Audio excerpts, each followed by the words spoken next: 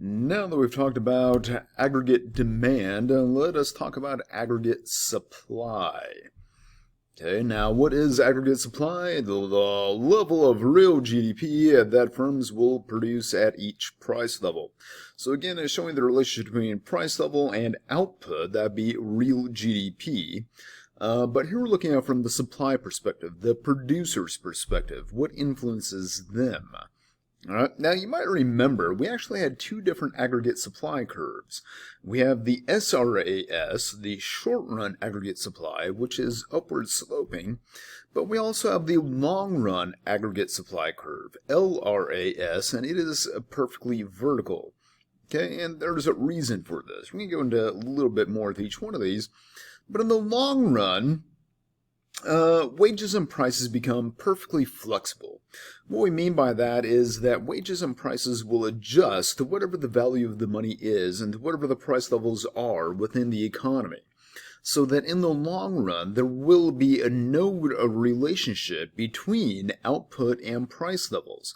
In the long run, we'll be at full employment output no matter what the price levels or the value of the money is. Okay? So I've mentioned this before, but my little thought experiment is imagine that we double the amount of money in circulation tomorrow, and what will happen? Well, in the short run, you're going to create lots of problems, but in the long run, prices will double, roughly, wages will double, and we'll be right back to where we were, all right? Changes in price levels and changes in the value of the money don't really change our capacity to produce, what we're capable of producing when we're at full employment. Okay, so in the long run, wages and prices become perfectly flexible, and so this is why we have that vertical line there for LRAS that intersects at full employment output. Okay, now in the short run, though, the value of the money does matter, because in the short run, wages and prices are sticky. What we mean by that is that wages and prices in the short run, however you want to define short run, they don't adjust well. They don't move up and down well with the inflation or deflation that's happening in the economy. They're especially bad about adjusting in the downward direction. Okay, wages and prices don't go down very well. They're able to go up a little bit more easily, but even that could be a little bit problematic.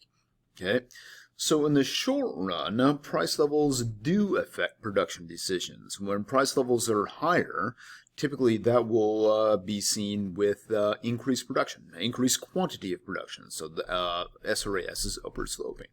When price levels go down in the short run, you'll see less output and less production by the suppliers. All right. So LRAS marks the level of full employment output in the economy, roughly analogous to production possibilities curve. If you're producing on the PPC, which means you're producing as efficiently as possible, using all of your resources as efficiently as possible, you'll be approximately on the full employment output. All right, I won't say they completely correspond, but they kind of approximate. All right. So this bit down here at the bottom just talks about what we just said, right? And in the long run, wages and prices are perfectly flexible, etc., etc. Alright, so you get that perfectly vertical line which intersects at full employment output on our GDP, the x-axis. Okay, then the SRAS, this is also what we've just said, that in the short run, price levels do affect production decisions. Okay, that higher price levels, if you can make more money, what do you want to do? You want to produce more stuff, right? If prices are lower, price levels are lower, you want to produce less stuff. So you have an upward sloping SRAS, just like what you see with a supply curve. All right. Now, what can cause SRAS to shift? Same deal as what we saw with supply and aggregate demand, everybody else. A shift to the right is always an increase, a shift to the left is always a decrease. As it says here, the key to understanding it is the per unit production cost. Another way of thinking of this is, will it make things more or less expensive to produce? Okay. Now, SRAS will shift a lot of times because of some sort of large-scale effect in the economy. It can't be something that affects just one market or something that just affects one product. That could affect the supply for that product, but we're talking about something that will affect the production and the supply of all products. Now, I'm talking about aggregate supply here. Okay, so an increase in SRAS shifts to the right. Decrease. decrease, and SRAS shifts to the left. Okay, so we got three things here that determine SRAS shifting: input prices, productivity, and legal institutional environment. Okay, and these kind of correspond to, when we look at supply by itself, input prices, productivity, and government. All right, really kind of the same things. Okay, on the input prices, we're just talking about something that affects the cost of producing. But again, this is going to be something that's going to be wide scale across the board. So wages is going to be a big thing here. If you increase the wage price, that means like minimum wage or something like that, but on really large scale, then that will affect production costs for businesses. Okay, if you increase it, that makes it more expensive to produce, which means the SRAS will shift to the left. It will decrease. If something happens that makes it cheaper to produce, then it will shift to the right. Okay, so that'd be an increase in SRAS. Another classic example of this is going to be the raw materials, especially supply shocks. Oil is a very popular one with this. All right, so if the price of oil gets really expensive for whatever reason, that means the cost of producing everything gets more expensive, because we use oil to produce nearly everything. All right, so if costs of production go up for SRAS or for the oil, then SRAS will shift to the left. It will decrease, right? And for whatever reason, the oil gets really cheap. Now it's cheap to produce, SRAS will increase, which will be a shift to the right. Yep. Market power can affect this. Monopolies, if they control resources, which means they control the resource price, that could be an issue. Or if you have international oil cartels like OPEC or something like that, although they're far less powerful than what they used to be in the past. All right.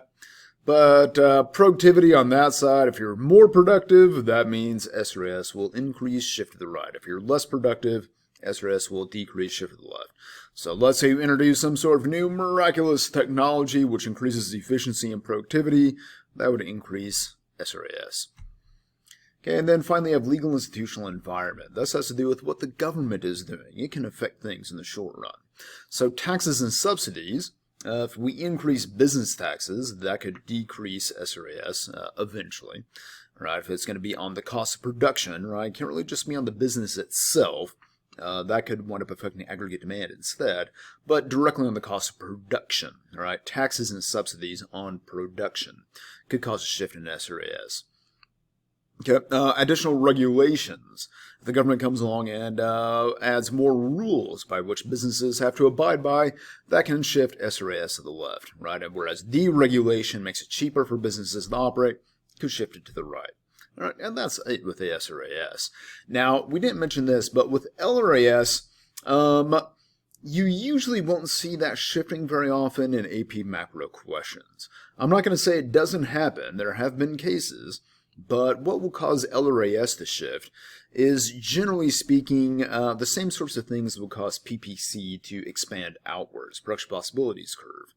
So let's say that there are vast new resources that are discovered, then that could cause LRAS to shift to the right. Let me bring up LRAS here rather than looking at a blank screen. All right. Or what else? Let's say that, I don't know, there's a massive plague that happens and wipes out a lot of crop or labor force or whatever. That could cause LRAS to shift to the left, right?